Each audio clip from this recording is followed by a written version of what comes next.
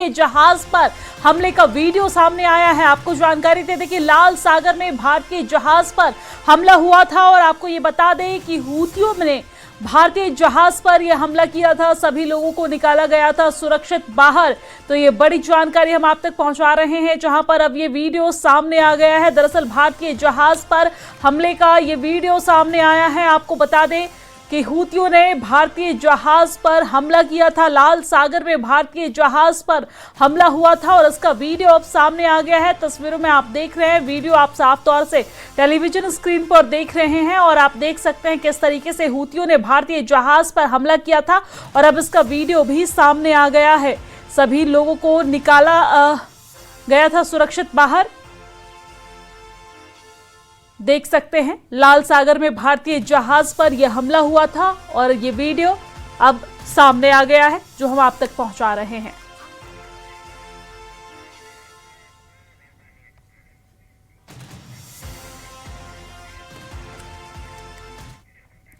और चलिए अब फटाफट अंदाज में नजर डाल लेते हैं राजधानी एक्सप्रेस पर। अनुच्छेद 370 पर प्रधानमंत्री नरेंद्र मोदी का पोस्ट। 7 साल पहले इसी दिन अनुच्छेद 370 इतिहास बन गया। जम्मू कश्मीर लद्दाख के लोगों के जीवन में बदलाव आ गए।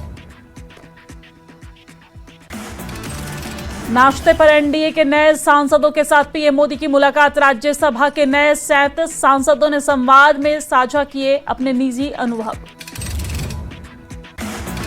संसद परिसर में कांग्रेस समेत विपक्षी सांसदों ने निकाला मार्च। विपक्ष ने चढ़ावा चोरी, छात्रों पर लाठीचार्ज समेत कई मुद्दों पर सरकार को घेरा। दिल्ली के एक मेडिकल स्टोर के खिलाफ सीएम ने दिए जांच के निर्देश। मरीजों को दवा नहीं देने पर एक्शन हुआ।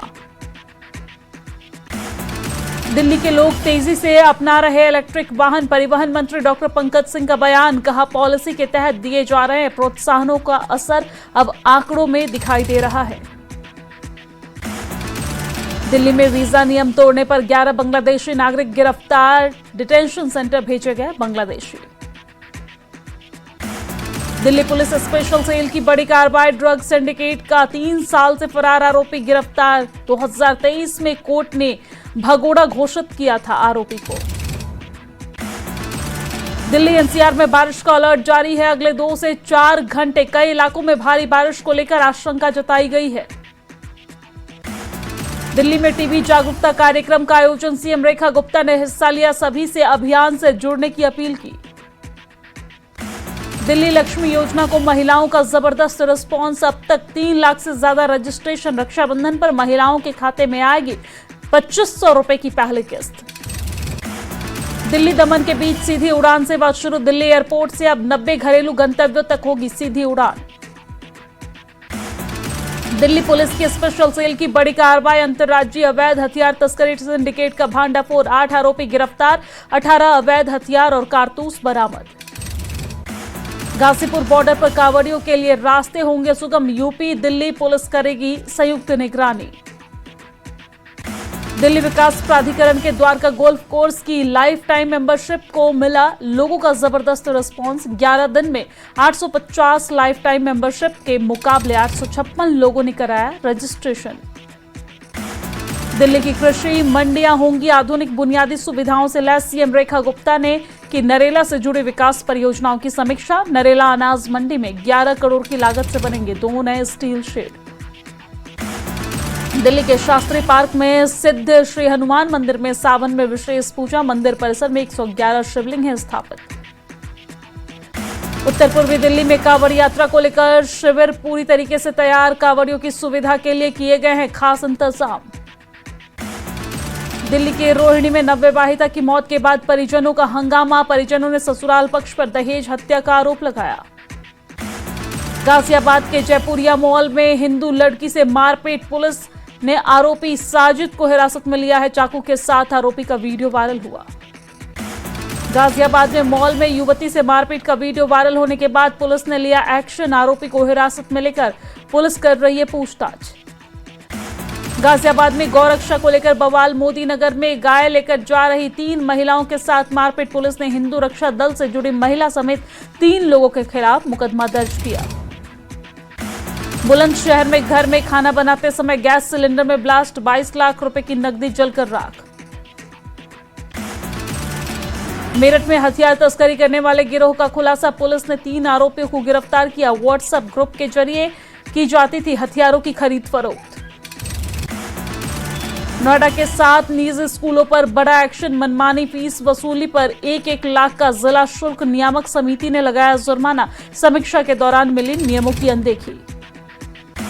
मुजफ्फरनगर में कांवड़ यात्रा के दौरान अलर्ट मोड पर पुलिस, कांवड़ियों के बीच हुई मारपीट को तुरंत निपटाया और स्थिति पर काबू पाया।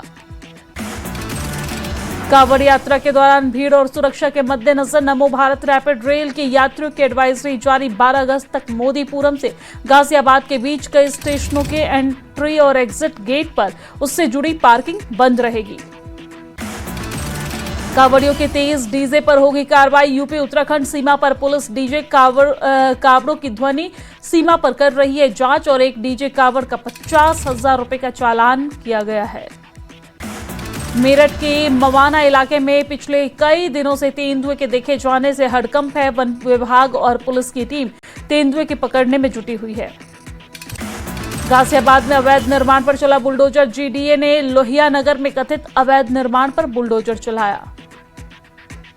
बुलंदशहर में चेन स्नैचिंग के 2 आरोपी गिरफ्तार, खुर्जा देहात ने एनकाउंटर के बाद दोनों आरोपियों को पकड़ा, पुलिस की जवाबी फायरिंग में एक बदमाश गिरफ्तार। 16 अगस्त को अलवर दौरे पर रहेंगे अमित शाह, करोड़ों रुपए के विकास कार्यों की देंगे सौगात, जनसभा को भी करेंगे संबोधित। हापुड़ में पुलिस की पिस्टल छीनकर भाग रहे 1 लाख रुपए के इनामी बदमाश गिरफ्तार, मुठभेड़ में जवाबी फायरिंग में घायल हुआ बदमाश इस्तेकार।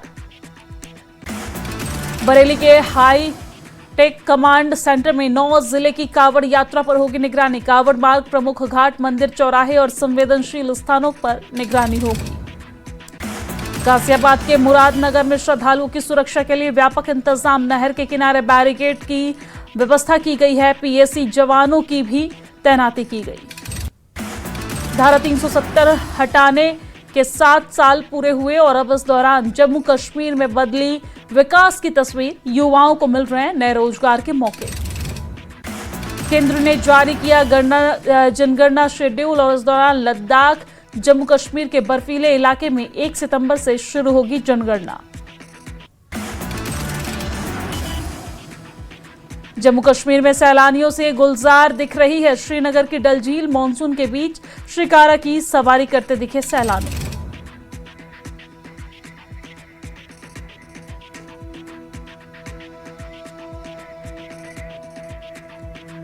और चलिए अब खबरें आपको विस्तार से बताते हैं।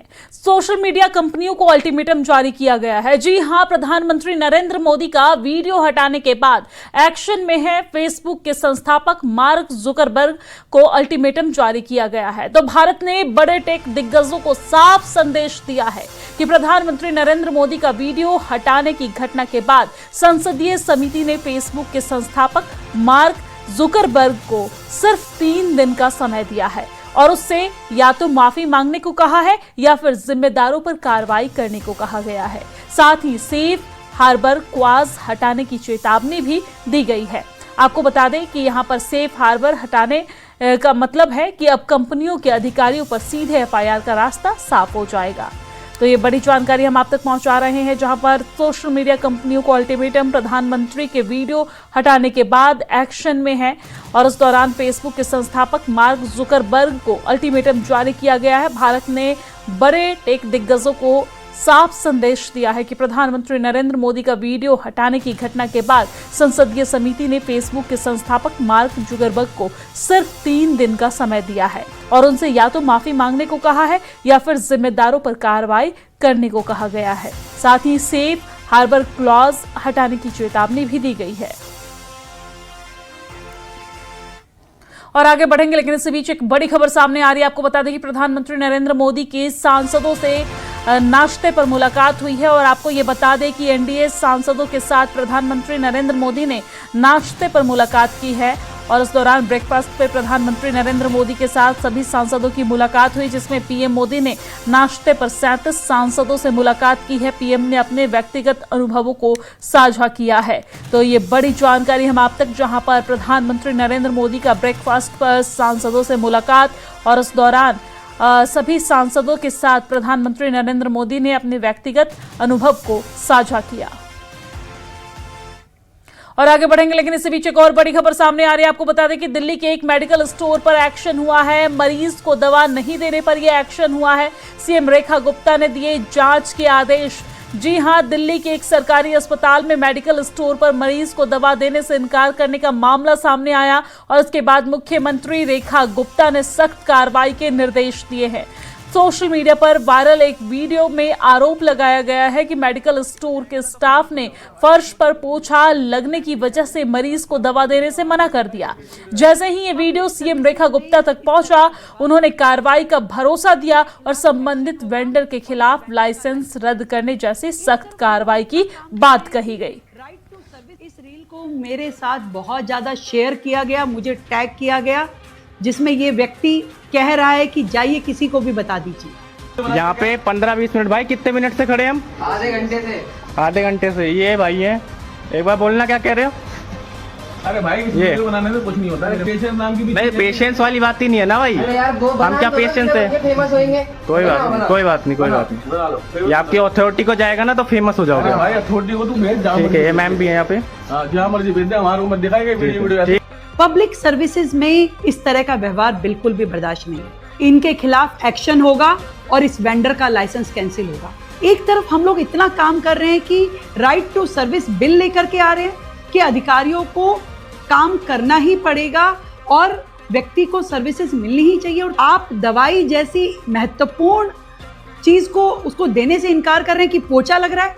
ऐसा व्यवहार बिल्कुल बर्दाश्त नहीं होगा, किसी भी सरकारी अस्पताल में नहीं होगा और केवल हॉस्पिटल नहीं, किसी भी पब्लिक सर्विस में नहीं बर्दाश्त किया जाएगा ऐसा व्यवहार। जरूरी नहीं कि कोई कंप्लेंट एडमिनिस्ट्रेशन से ही मुझ तक पहुंचे। जन साधारण द्वारा उठाई गई आवाज, पीपल जर्नलिज्म भी महत्वपूर्ण है। लेकिन इससे बीच एक और बड़ी खबर सामने आ रही है। आपको बता दें कि दिल्ली के लोग अपना रहे हैं इलेक्ट्रिक वाहन। जी हां, इलेक्ट्रिक वाहनों पर बोले हैं मंत्री डॉक्टर पंकज सिंह। उन्होंने कहा है कि ईवी पॉलिसी का असर आंकड़ों में दिख रहा है। आपको बता दें कि दिल्ली में इलेक्ट्रिक वाहनों की डिमांड लगातार बढ़ रही है। जुलाई 2026 में राजधानी में रिकॉर्ड 10,307 इलेक्ट्रिक वाहनों का रजिस्ट्रेशन हुआ है, जो अब तक का सबसे बड़ा मासिक आंकड़ा है।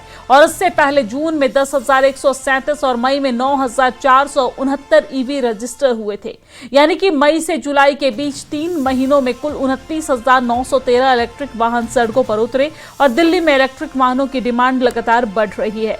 जुलाई 2026 में राजधानी में रिकॉर्ड 10,307 इलेक्ट्रिक वाहनों का रजिस्ट्रेशन हुआ, जो कि अब तक का सबसे बड़ा मासिक आंकड़ा है।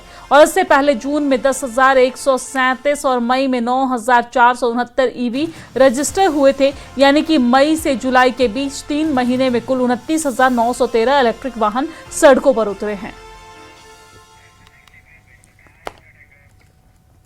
5 अगस्त का दिन करोड़ों राम भक्तों के लिए श्रद्धा, आस्था और गौरव का प्रतीक है। ये वही ऐतिहासिक दिन है जब वर्षों तक टाट के तंबू में विराजमान रामलला की प्रतीक्षा, संतों की तपस्या और राम भक्तों के समर्पण और करोड़ों श्रद्धालुओं की अटूट आस्था साकार होने की दिशा में निर्णायक कदम बढ़ा है। आज ही के दिन अयोध्या में श्री राम जन्मभूमि मंदिर का भूमि पूजन हुआ था। वहीं आज इस ऐतिहासिक दिन पर दिल्ली के सीएम रेखा गुप्ता ने भी एक्स पर पोस्ट किया, जिसमें उन्होंने लिखा कि आज का दिन हर राम भक्त के लिए श्रद्धा, गौरव और आत्मिक आनंद का पर्व है।